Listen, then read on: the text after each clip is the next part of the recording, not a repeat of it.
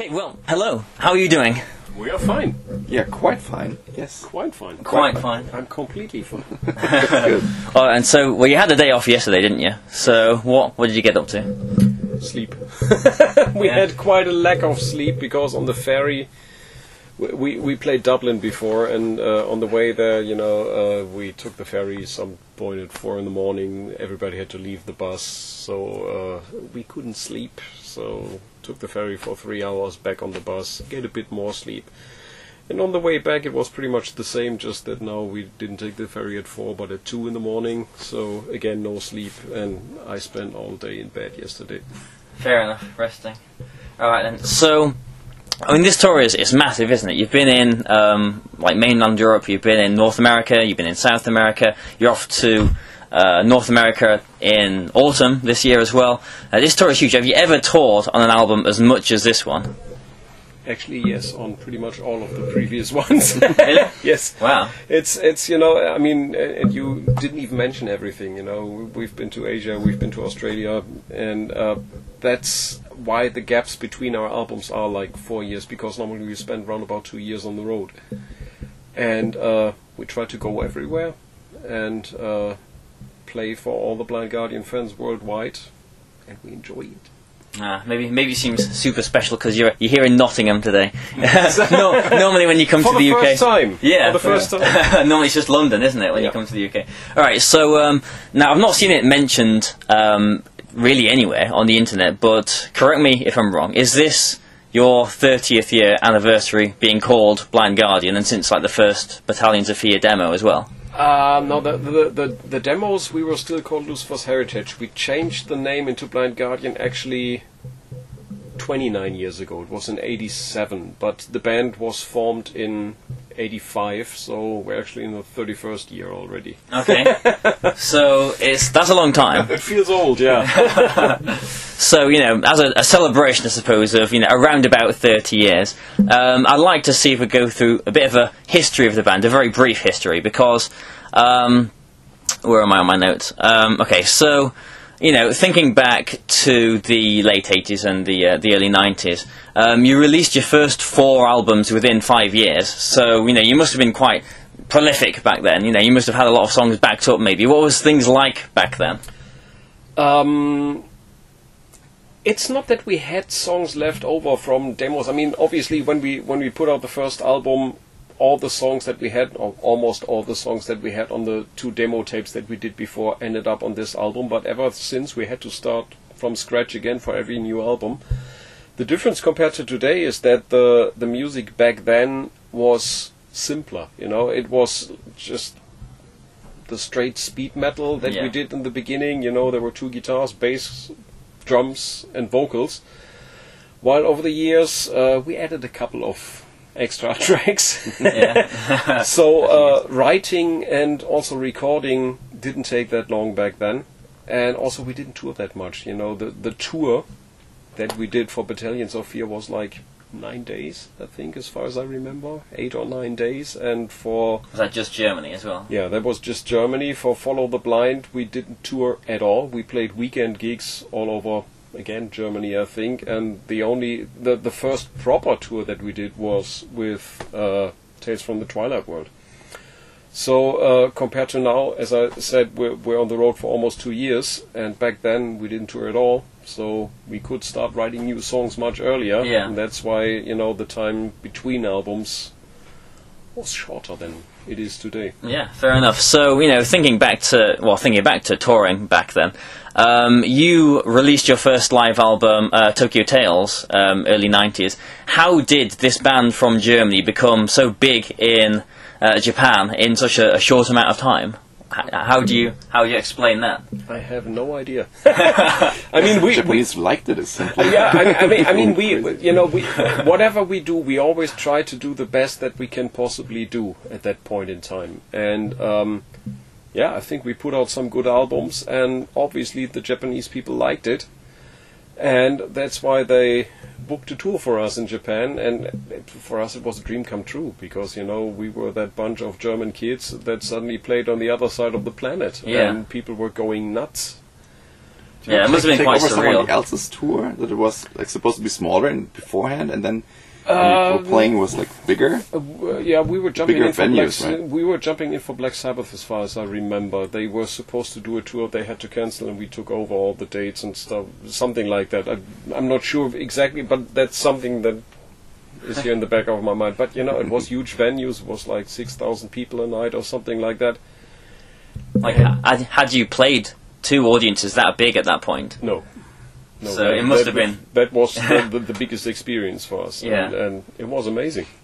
I can imagine. So the next three albums then, Imaginations, Nightfall and Night at the Opera, I see those as like the backbone of the Blind Guardian library. I think like the best songs are in those albums, or most of them anyway.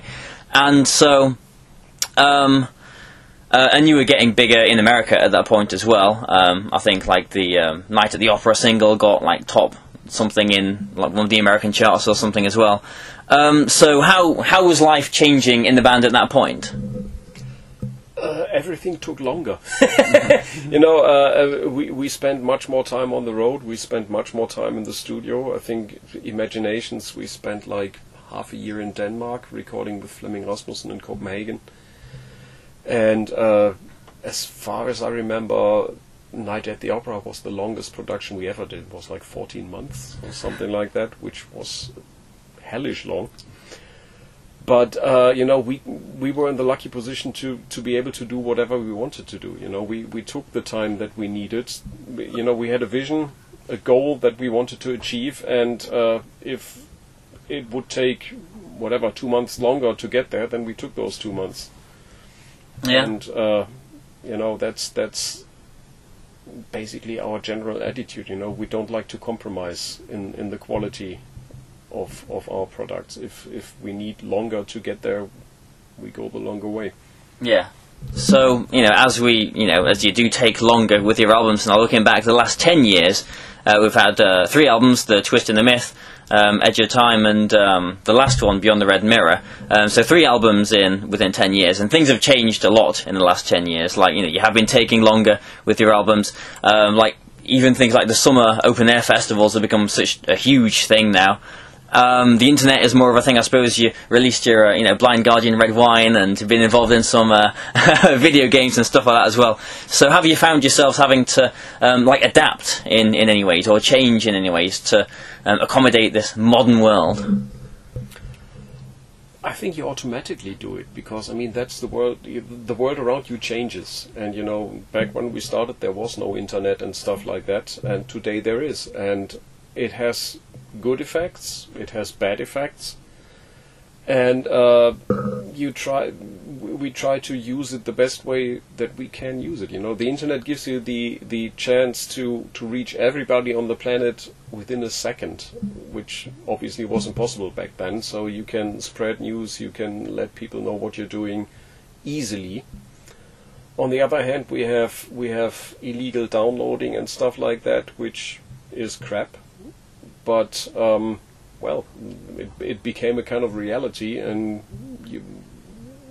we try to make our albums as interesting for people as we can make them, so people are they really see the reason why they should buy the album. Yeah, the real thing. So, yeah.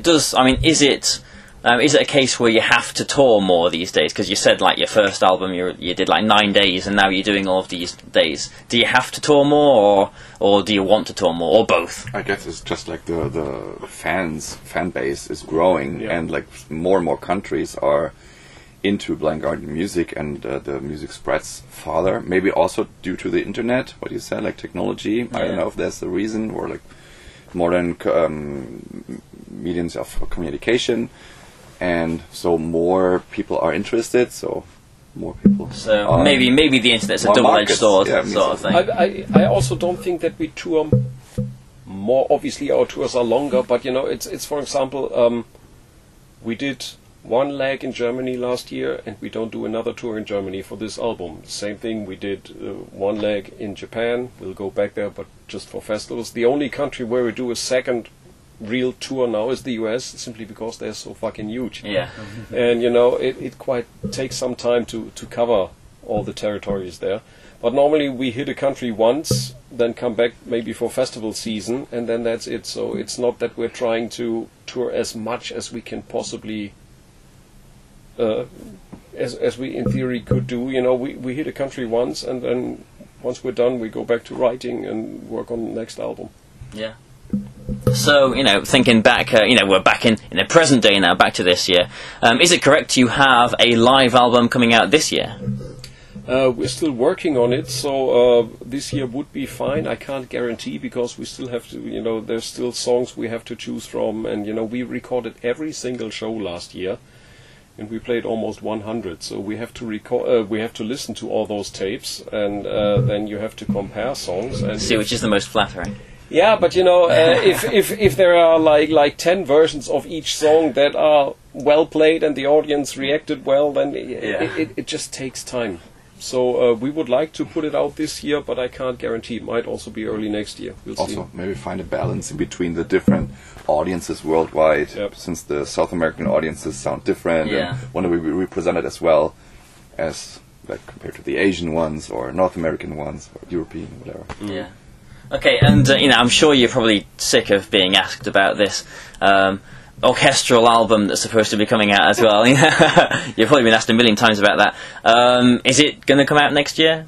What's happening with that? Same thing, we're working on it. We're almost done, but it also still needs some recording, and while we're on the road we can't continue recording it, but it will finally see the light of day in the near future, let me put it like this. So, is it going to be a Blind Guardian album, or is it going to be something that is so different to what you have been putting out? You'll do, you know, put it under a different name or something. It will be it will be Blind Guardian, but it will sound differently because of just the pure orchestra sound. It's like the Blind Guardian composition with Hansi's voice, but without the actual band sound. So it's like the Blind Guardian sound will be transferred into the orchestral. It's different and the same. You know, it will sound like Blind Guardian without being Blind Guardian.